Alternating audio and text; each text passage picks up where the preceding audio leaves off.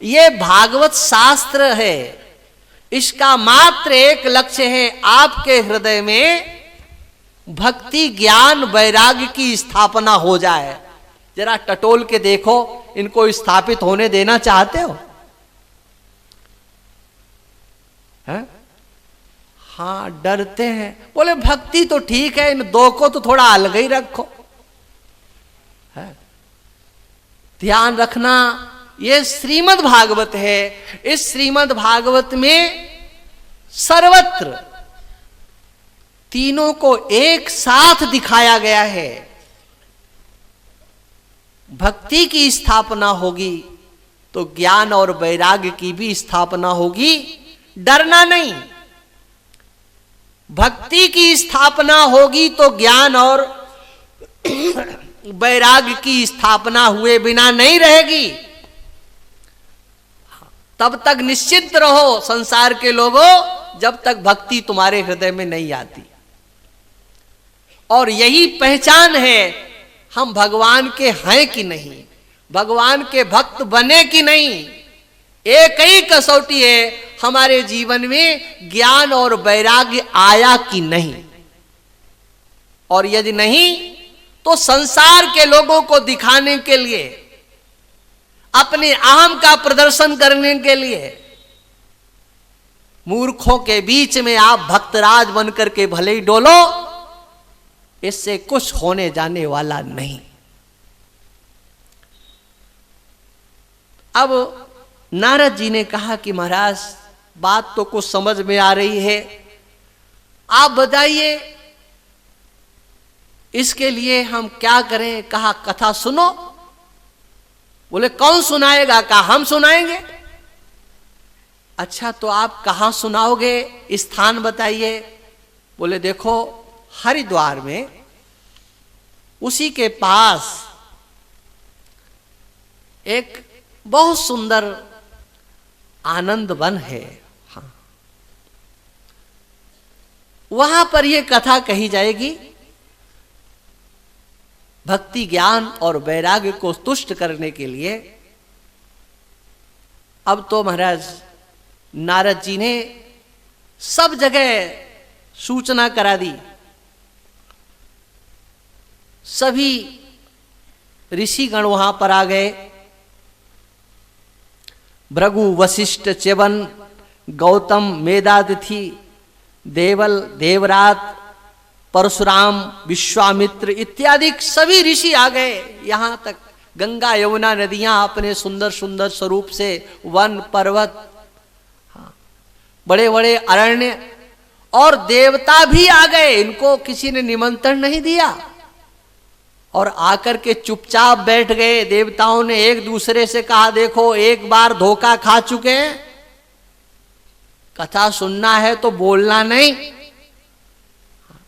चुपचाप बैठ करके कथा सुन लो। देवता भी। अब सनत कुमारों ने कथा कहना प्रारंभ किया। सदा सेव्या श्रीमद् भागवती कथा। ये भगवान की कथा हमेशा सेवन करना चाहिए। यस्याः श्रवण मात्रेण हरिश्चित्तम समाश्रयेत्। श्रवण करने मात्र से भगवान चित्त में आ जाते हैं। हाँ, हमने कथा सुनी है कि नहीं सुनी, इसकी पहचान बता दी गई। आपके चित्त में भगवान आए कि नहीं आए, और यदि नहीं आए हैं तो समझ लो कि कथा नहीं सुनी है। इस प्रकार से श्री नारद जी सनकादिकों से कथा सुन रहे थे कि उसी समय वहां पर उन्होंने देखा एक दृश्य। श्री नारद जी जिस भक्ति को, ज्ञान और वैराग्य को वृंदावन में छोड़ करके आए थे, वो तो आकर के सभा के मध्य में और कीर्तन करने लगे।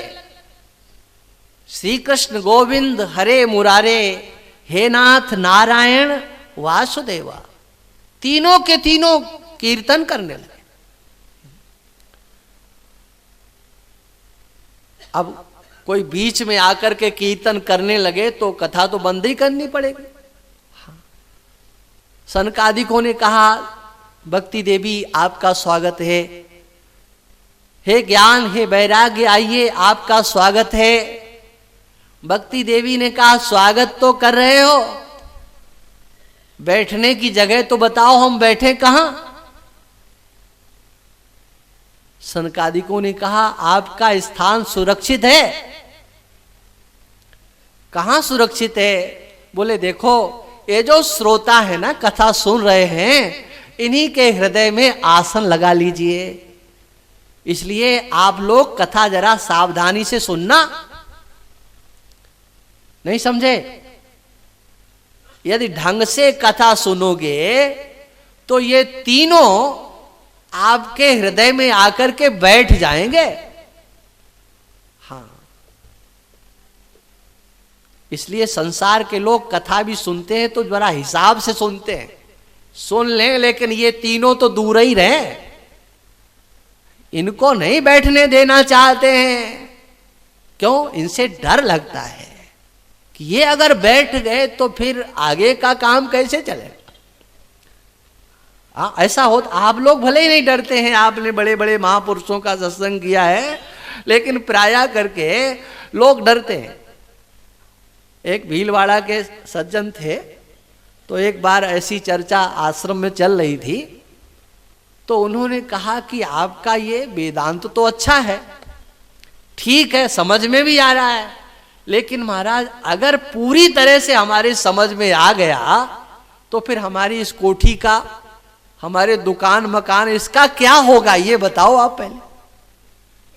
मैंने लोगों को चिंता अपने लोक और परलोक की बिल्कुल नहीं होती है, जो हमारे सामने है इसका क्या होगा। हाँ, ये बात उनकी नहीं, सबकी, कि हम ज्यादा ही सुन लेंगे, ज्यादा ही सत्संग करेंगे, और प्रायः करके कितना ही अच्छा उनको उपदेश करो, आकर के लोग खड़े कहां होते, फिर महाराज ये व्यवहार तो करना ही पड़ेगा, ये यहां आकर के ब्रेक लगाते हैं, फिर व्यवहार कैसे चलेगा, माने ये व्यवहार तुम्हारे साथ जाएगा, है? तुम इसे साथ लेकर के जाओगे, एक दिन तो व्यवहार छोड़ ही दोगे। इस व्यवहार के लिए तुम परमार्थ का त्याग कर रहे हो।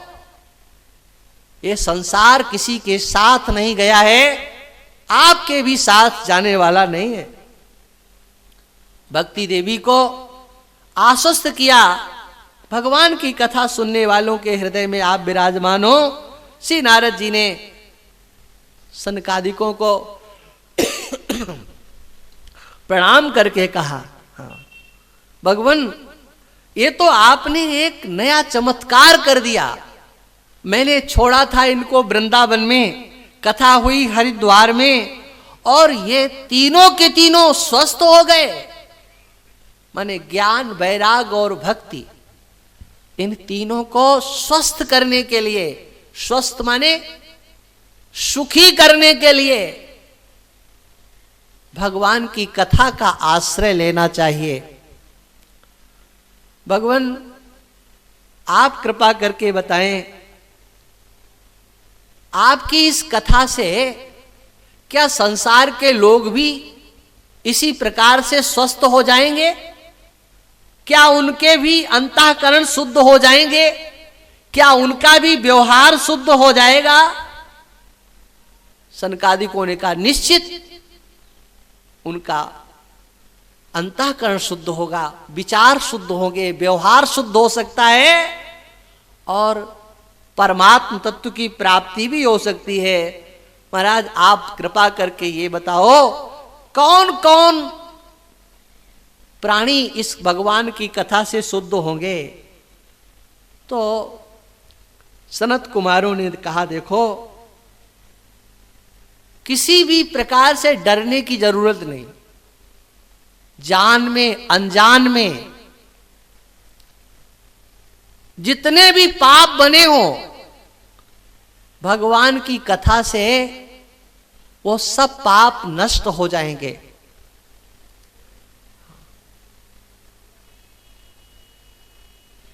आप लोगों को ये सुनकर के आश्चर्य नहीं करना चाहिए कि भगवान की कथा से पाप नष्ट हो जाएंगे। जो शास्त्र ये बताता है कि यह करने से पाप होता है, वह शास्त्र ये भी कहता है ये करो तो पाप से छूट जाओगे। आपका अंतःकरण गवाह होता है कि हमने अच्छा किया कि बुरा किया, लेकिन कभी कभी आप पाप को भी पुण्य समझ लेते हो, अच्छा समझ लेते हो। तब ऐसी स्थिति में क्या करना है? ऐसी स्थिति में आपको उन समस्त पापों से मुक्त होने के लिए भगवान की कथा सुनना चाहिए। कायेन वाचा मनसापि पातकम नित्यम प्रकुर्वन्ति सठा हटेन। ये मन से, वाणी से, शरीर से रोज जो पाप करते हैं, जो दूसरे, देखो पाप क्या है? हाँ, पाप की भी परिभाषा कर देगी। परस्पृष्टा मलिना दुराशया, दूसरे के द्रव्य पर दृष्टि डालने वाले, दूसरे की बहन बेटी पर गलत दृष्टि डालने वाले, इस प्रकार से अनेक प्रकार के पापाचरण करने वाले भी अगर उनके हृदय में ये बात आ रही हो कि हम पापों से कैसे छूटें, तो वह सप्ताह यज्ञ का श्रवण करें। सप्ताह का नहीं, सप्ताह यज्ञ ना।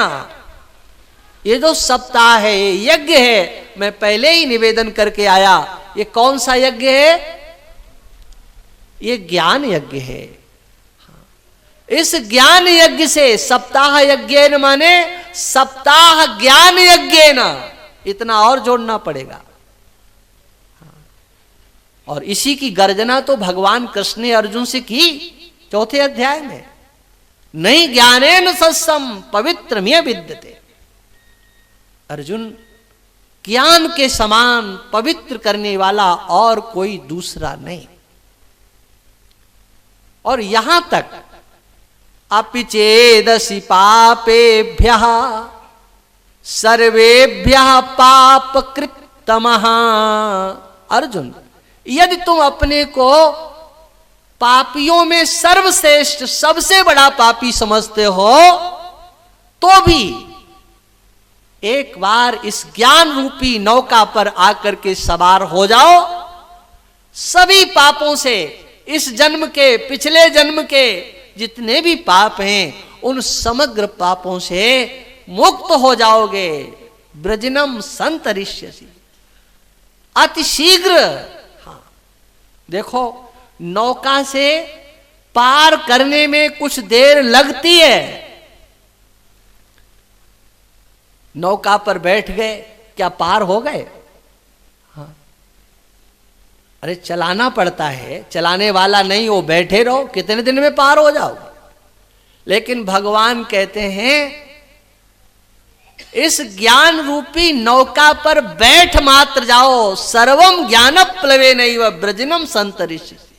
ये ज्ञान रूपी नौका ऐसी है कि इसमें जिस दिन तुम बैठोगे, जब बैठोगे, जहां बैठोगे, उसी क्षण सारे पापों से पार हो जाओगे। माने सप्ताह यज्ञेन, सप्ताह ज्ञान यज्ञेन कलौ पुनंती। कलयुग में, इस घोर कलयुग में भी ये नहीं समझना चाहिए कि नहीं नहीं अब तो कलयुग आ गया है, तो ये सप्ताह कहां होगा भाई? कलयुग में होगा कि सतयुग में? कहां सुन रहे हो आप लोग? हाँ, इसी कलयुग में इस ज्ञान यज्ञ की आवश्यकता है। और इसी के संदर्भ में एक आख्यान सुना देते हैं। एक आत्मदेव नाम के ब्राह्मण, उनकी पत्नी धुंधुली, वो तो इतने बड़े विद्वान थे कि ऐसा लगता था उस समय उस काल में साक्षात दूसरे सूर्य भगवान ही, उनकी पत्नी। अब उसकी हम चर्चा क्या करें, समय तो हमारे पास है नहीं, समय से ही कथा को विराम भी देंगे। उनके घर में सब कुछ था लेकिन संतान नहीं थी, निसंतान थे, और उसका उनको बड़ा दुख था। एक दिन दुखी होकर के जंगल में चले गए, एक सरोवर के किनारे बैठे थे, घूमते हुए कहीं से महात्मा आ गए। हमारे महापुरुष ऐसा बताते कि देखो, संसार के लोगों को चाहे वो हंस रहे हों चाहे रो रहे हों,